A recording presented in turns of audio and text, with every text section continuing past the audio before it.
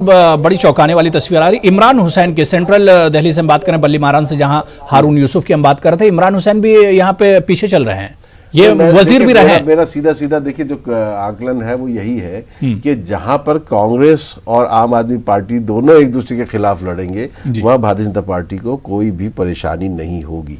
तो ये जैसे कालका जी में भी हम देख रहे हैं, क्योंकि वहां दो मजबूत उम्मीदवार हो गए। सुभाष चोपड़ा खुद दिल्ली कांग्रेस के सदर हैं, प्रदेश कांग्रेस कमेटी के, उनकी बेटी है। इधर से आतिशी जो है वो भी एक बड़ी लीडर रही हैं आम आदमी पार्टी की। हालांकि उनके जब भी वो इलेक्शन लड़ती हैं हार जाती हैं, लेकिन यहाँ पर जो है ऐसा उम्मीद की जा रही थी क्योंकि वो आतिशी सिंह हो गई हैं, तो शायद यहाँ पर कुछ उनको फायदा होगा। लेकिन मजेदार बात यह है कि ये अभी शुरुआती रुझान है, लेकिन अगर ऐसा ही कुछ देर मुझे लगता है चलता है तो फिर यही नतीजों में तब्दील होगा। बिल्कुल जाहिर सी बात है। मैं देवराज जी आपके पास आना चाहूंगा। देवराज जी, क्या आपको लगता है कि 2015 के मुकाबले में तो बीजेपी यहां पर गेन कर रही है, जिस तरह से तहसीन साहब कह रहे हैं कि अगर यही थोड़ी देर रुझान और रहे। देखिए पटपड़गंज जो मनीष सिसोदिया का इलाका है वहां पे रविंदर सिंह नेगी बीजेपी के आगे हो गए। मनीष सिसोदिया, ये पहले से माना जा रहा था कि मनीष सिसोदिया के लिए इस बार टफ होगा थोड़ा सा, और अभी लीड बनाए हुए थे, हालांकि अब इस वक्त पीछे चल रहे हैं मनीष सिसोदिया। हाँ, ये जो है ये बड़ी खबर है और इसको इस पर देखना पड़ेगा, क्योंकि यहाँ से भारतीय जनता पार्टी जो है वो आगे अगर निकलती है और मनीष सिसोदिया किसी तरीके से अगर हार जाते हैं ईस्ट दिल्ली में पटपड़गंज, हाँ, तो ये जो है इसमें ऐसा फिर क्योंकि पूरा एजुकेशन मॉडल जो है वो नीचे आ जाएगा। तो ये देखना नहीं, जाहिर सी बात है दूसरे नंबर का चेहरा भी है मनीष सिसोदिया की। अगर आम आदमी पार्टी में हम बात करते हैं तो अरविंद केजरीवाल के बाद ये दूसरे नंबर के लीडर भी माने जाते हैं, डिप्टी सीएम भी हैं और काफी काम किया और बयानबाजी भी इनकी तरफ से काफी ज्यादा हुई। खासतौर से तालीम को लेकर इन्होंने सरकार को, सेंट्रल गवर्नमेंट को काफी घेरा है।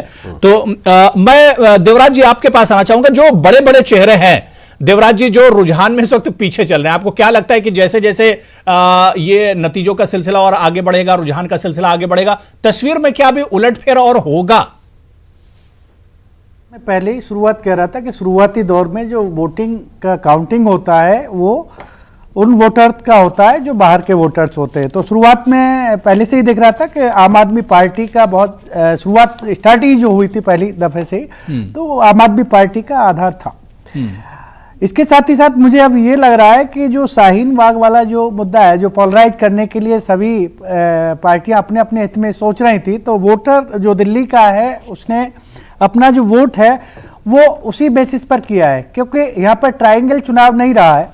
जब कांग्रेस 2019 में दूसरे नंबर की पार्टी है और उसे तीसरे नंबर की जो पार्टी है वो अपना स्थान बना रही है सबसे आगे, तो ये जो कांग्रेस का जो थोड़ा घना बेस बना था वो भी इसके माध्यम से मुझे लग रहा है कि वो खत्म हो चुका है।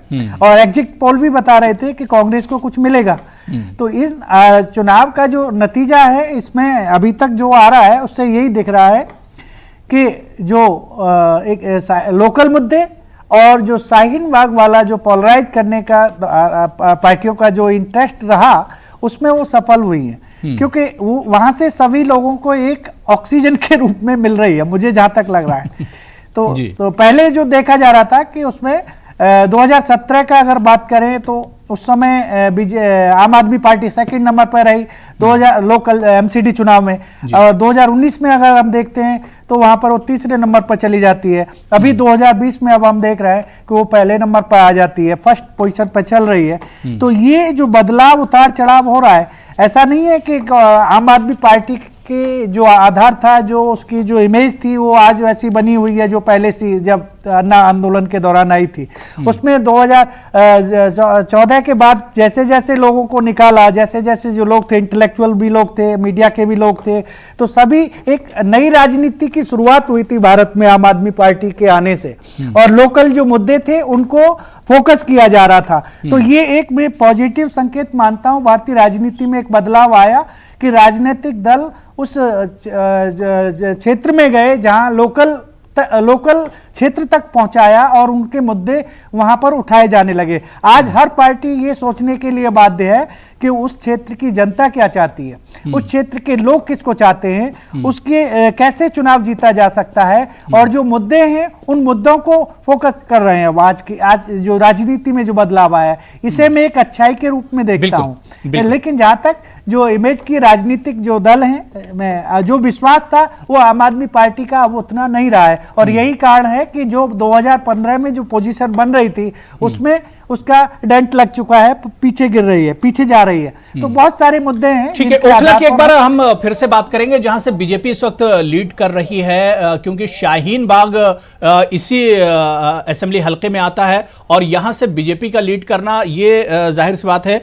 इसके कई माने निकाले जाएंगे। यहां से आम आदमी पार्टी के अमानतुल्लाह खान पीछे चल रहे हैं, परवेज हाशमी जो कि बड़ा चेहरा है, कांग्रेस का सीनियर लीडर है, एक्स वजीर भी हैं, मिनिस्टर भी हैं, वो भी यहां से पिछड़ रहे हैं। परवेज हाशमी का माना जा रहा था कि अमानतुल्लाह खान से उनका मुकाबला होगा और शायद मुकाबला ही हुआ है, जिसकी वजह से बीजेपी यहां पर पीछे चल रही है। तो मैं चाहूंगा कि जो तस्वीर ओखला की है, ग्राफिक्स के जरिए हम वो दिखाने की कोशिश करें कि ओखला असेंबली हलके में ही शाहीन बाग आता है, जो तकरीबन पिछले 60 दिनों से लगातार सुर्खियों में है। दिल्ली का पूरा चुनाव इसी शाहीन बाग पर लड़ा गया है, लेकिन यहां पर अब जो तस्वीर उभर रही है, हालांकि माना यह जा रहा है कि अमानतुल्लाह खान अभी शुरुआती रुझान है, इस वजह से पिछड़ रहे हैं, लेकिन जैसे जैसे ये नतीजे आगे बढ़ेंगे या रुझान आगे बढ़ेंगे तो हो सकता है तस्वीर में उलटफेर भी हो सकता है। लेकिन शुरुआती तौर पर यह अच्छी खबर है बीजेपी के लिए।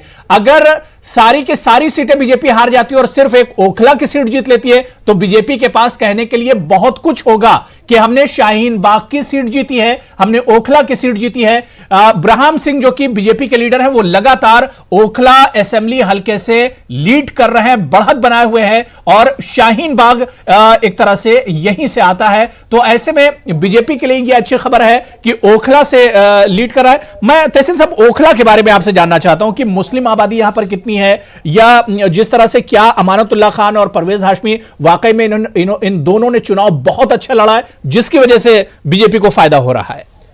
नहीं, देखिए वहाँ पर ओखला में खाली जो है ओखला शाहीन बाग इलाके के ही वोट नहीं है, उसके साथ दीगर जैदपुर, इधर आगे वो दूसरी तरफ के सरिता विहार और वो सारे इलाके भी जुड़ते हैं। और यकीनी तौर पर देखिए उस इलाके के लोग शाहीन बाग की सड़क बंद होने से बहुत परेशान हैं।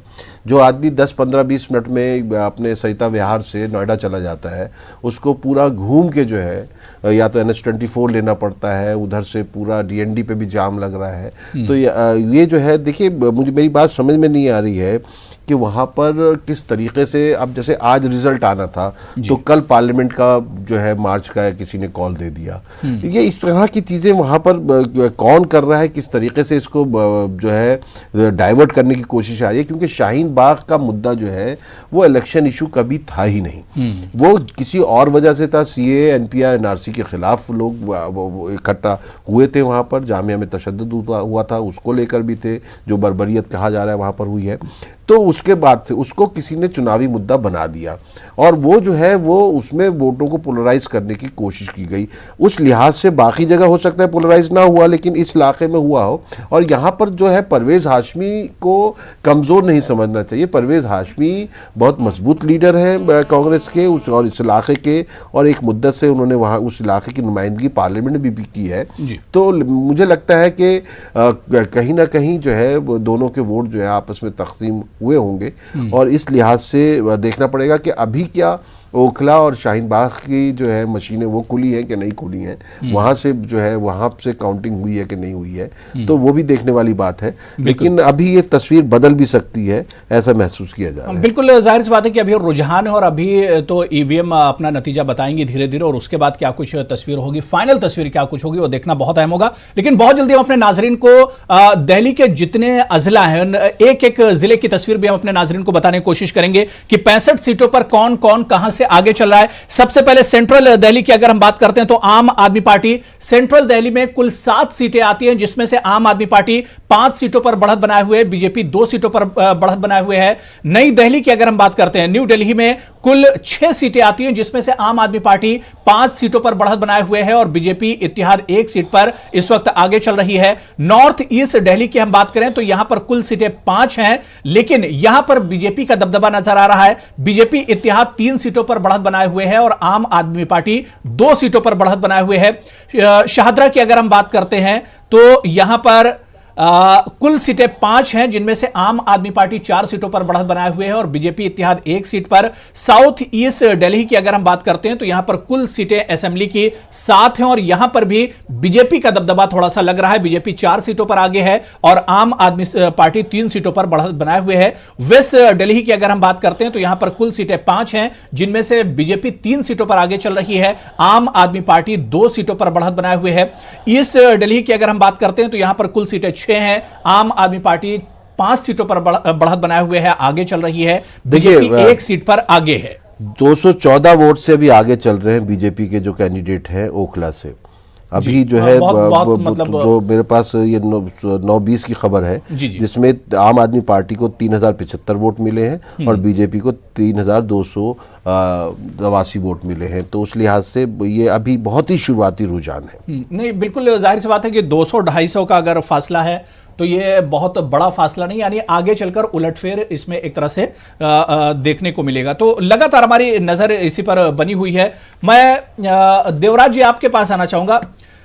देवराज जी, क्योंकि अब यह तस्वीर तो बिल्कुल साफ हो गई कि तीसरी बार अरविंद केजरीवाल दिल्ली की सियासत में आने वाले हैं, सत्ता में और इख्तिदार में आने वाले हैं। यानी जो रिकॉर्ड शीला दीक्षित के पास था, हालांकि उनका रिकॉर्ड तो और भी शानदार था, 15 साल उन्होंने हुकूमत की थी। अरविंद केजरीवाल का ड्यूरेशन तो इतना ज्यादा नहीं, लेकिन 3 बार कम से कम वजीर आला बनने जा रहे हैं। ये तो तस्वीर एक तरह से क्लियर हो गई है। नहीं, जिस तरह से अभी चुनाव के जो नतीजे आ रहे हैं उससे साफ जाहिर हो रहा है कि तीसरी बार मुख्यमंत्री बनने जा रहे हैं। लेकिन हाँ, यह है कि अभी ये जो आंकड़े मैं पहले भी कह रहा था कि 10 बजे के बाद से तो और क्लियर हो जाएगी स्थिति, तो उसमें और ज़्यादा क्लियर हो जाएगी स्थिति। तो उसमें सरकार बनने का जहाँ तक अभी तक का जो इसमें रिजल्ट के जो आधार पर हम कह सकते हैं कि केजरीवाल चीफ मिनिस्टर बनने जा रहे हैं। बिल्कुल तहसीन साहब, मुझे एक बड़ा अजीब सा लग रहा है कि 44 सीटों पर आम आदमी पार्टी बढ़त बनाए हुए है, बीजेपी 22 सीटों पर।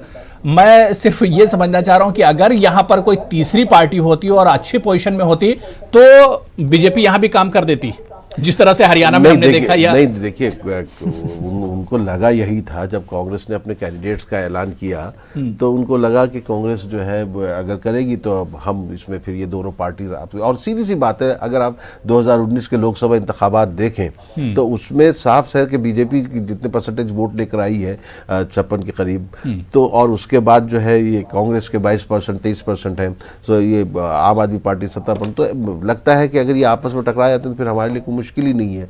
लेकिन जब ये पता चलता है कि एक पार्टी जो है वो चुनाव लड़ ही नहीं रही है, सिर्फ उसने कैंडिडेट ही खड़े किए हैं और ढंग से चुनाव नहीं लड़ रही है, तो कांग्रेस का फोकस शुरू में तो 20 सीटों पे था, बाद में वो 10 सीटों पर आ गया। लेकिन मुझे लगता है कि वो 10 सीटों पे भी फोकस रहा ही नहीं आखिर में। तो उनको लगा कि अगर 5-6 सीटें भी अगर हमारी जरूरत पड़ जाती है तो हम काम कर जाएंगे। तो मेरे ख्याल से इस तरह होता नहीं है। अगर आपके बड़े लीडर दिल्ली में मौजूद रह के, अगर वजीर आजम नरेंद्र मोदी जो है वो रैली कर रहे हैं बड़ी बड़ी, और उसके अलावा जो है अमित शाह जो है घर घर पर्चे बांट रहे हैं, और आप जो है कहीं दिखाई नहीं दे रहे हैं, तो इसका मतलब यह है कि आप चुनाव लड़ ही नहीं रहे हैं।